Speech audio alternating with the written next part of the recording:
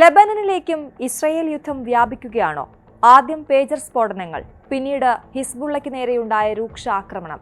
ഗാസയിലെ പോലെ ലെബനനും കുരുതിക്കളമാകുമോ എന്നാണ് ലോകം നിരീക്ഷിക്കുന്നത്. 500 പേരെ ഒറ്റ രാത്രി കൊണ്ട് ആക്രമണത്തിൽ വകവരുത്തുന്നത് ഗാസയിൽ കണ്ടതാണ്.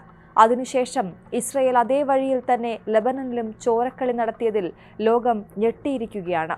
ഒക്ടോബർ 7-ന് ഇസ്രയേൽ ഗസ യുദ്ധത്തിന്റെ 1-ാം വാർഷികം വരാനിരിക്കെ എന്താണ് ഇനി പശ്ചിമേഷ്യയിൽ സംഭവിക്കാൻ പോകുന്നത് എന്നാണ് ലോകം ആശങ്കയോടെ ഒറ്റുനോക്കുന്നത്. തിങ്കളാഴ്ച നടന്ന ഇസ്രയേലി ആക്രമണത്തിൽ 492 പേരാണ് കൊല്ലപ്പെട്ടത്. ഇത് പ്രാഥമിക കണക്കാണ്. മരണസംഖ്യ ഇനിയും ഉയരുമെന്ന് തന്നെയാണ് റിപ്പോർട്ട്. 1500-ലേറെ പേർക്ക് പരിക്കേറ്റിട്ടുമുണ്ട്. അറബ് രാജ്യങ്ങൾ ഇസ്രയേലിന്റെ ആക്രമണത്തിനെതിരെ രൂക്ഷമായി രംഗത്ത് വന്നിട്ടുമുണ്ട്.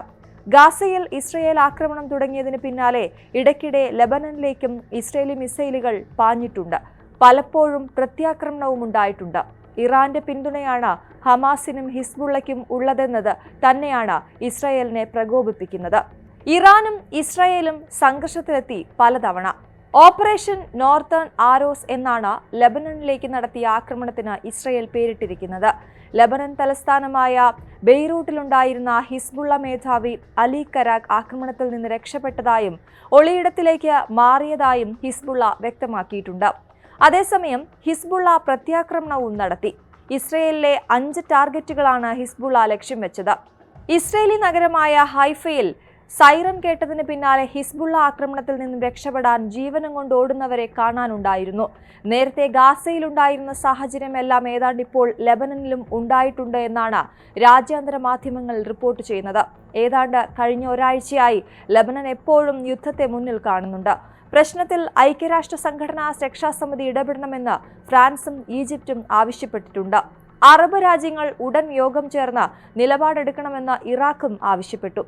2 പതിറ്റാണ്ടായി ഹിസ്ബുള്ള കരുതി വച്ചിരുന്ന ആയുധശേഖരം ഒട്ടുമുക്കാലും ആക്രമണത്തിൽ തകർത്തതായാണ് ഇസ്രയേലിന്റെ അവകാശവാദം. ഇറാനാണ് ഹിസ്ബുള്ളയ്ക്ക് ആയുധം നൽകുന്നതെന്ന കാര്യത്തിൽ സംശയമില്ല. അതുകൊണ്ട് തന്നെ അവർക്ക് കൂടുതൽ ആയുധങ്ങൾ കിട്ടുക അത്ര ബുദ്ധിമുട്ടുള്ള കാര്യവുമല്ല. ഹിസ്ബുള്ളയെ തകർക്കാതെ മുന്നോട്ടു പോകാനാകാത്ത സാഹചര്യമാണ് മുന്നിലുള്ളതെന്നാണ് ഇസ്രയേൽ പറയുന്നത്. ലെബനനിലെ ഭീകരരെ കൂടി ഇല്ലാതാക്കിയാലേ പശ്ചിമേഷ്യയിൽ സമാധാനമെന്ന സ്വപ്നം ശാശ്വതമാകൂ എന്നാണ് ഇസ്രയേലി പ്രധാനമന്ത്രി ബെഞ്ചമിൻ നെതന്യാഹു പറയുന്നത്.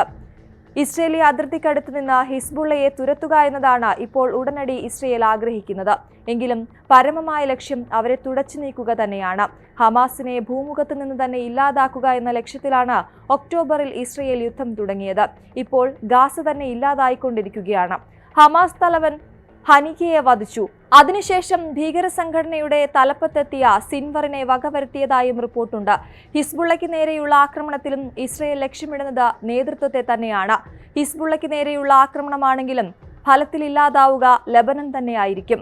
അതുകൊണ്ട് ഇക്കാര്യത്തിലെ ആശങ്ക ലെബനീസ് പ്രധാനമന്ത്രി നജീബ് മിക്കാത്തി വ്യക്തമാക്കിയിട്ടുണ്ട്. സാഹചര്യങ്ങൾ ഇങ്ങനെയൊക്കെ ആയ സ്ഥിതിക്ക് ഇതൊരു യുദ്ധം തന്നെയാണ് എന്ന് രാജ്യാന്തര മാധ്യമങ്ങൾ വിലയിരുത്തുന്നുമുണ്ട്. ഇസ്രയേലും ഹിസ്ബുള്ളയും തമ്മിൽ യുദ്ധത്തിലാണെന്ന് യൂറോപ്യൻ യൂണിയൻ വിദേശകാര്യ വിഭാഗം മേധാവി ജോസഫ് ബോറൽ പറഞ്ഞു.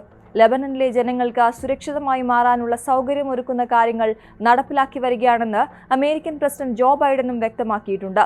ഗാസയ്ക്ക് പിന്നാലെ ലെബനനിലും ഇസ്രയേൽ ആക്രമണം നടത്തുന്ന സാഹചര്യത്തിൽ ചെറിയൊരു സംഘം സൈന്യത്തെ കൂടി അമേരിക്ക അവിടേക്ക് അയക്കാനും തീരുമാനിച്ചു.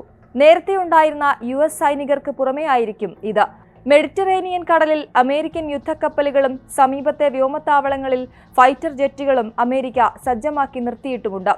ഇനിയൊരാക്രമണം ഹിസ്ബുള്ളയുടെയോ ഇസ്രയേലിന്റെയോ പക്ഷത്തു നിന്നുണ്ടായാൽ അത് വലിയ പ്രത്യാഘാതം സൃഷ്ടിക്കുമെന്ന് ഐക്യരാഷ്ട്ര സംഘടനാ സെക്രട്ടറി ജനറൽ ആന്റണിയോ ഗുട്ടറസ് വ്യക്തമാക്കി. ഇസ്രയേൽ ആക്രമണം ഇനിയും ഉണ്ടാകാതിരിക്കാൻ ലോകസമൂഹം മുന്നിട്ടിറങ്ങണമെന്ന് ഖത്തറും തുർക്കിയും ജോർദാനും ആവശ്യപ്പെട്ടിട്ടുണ്ട്.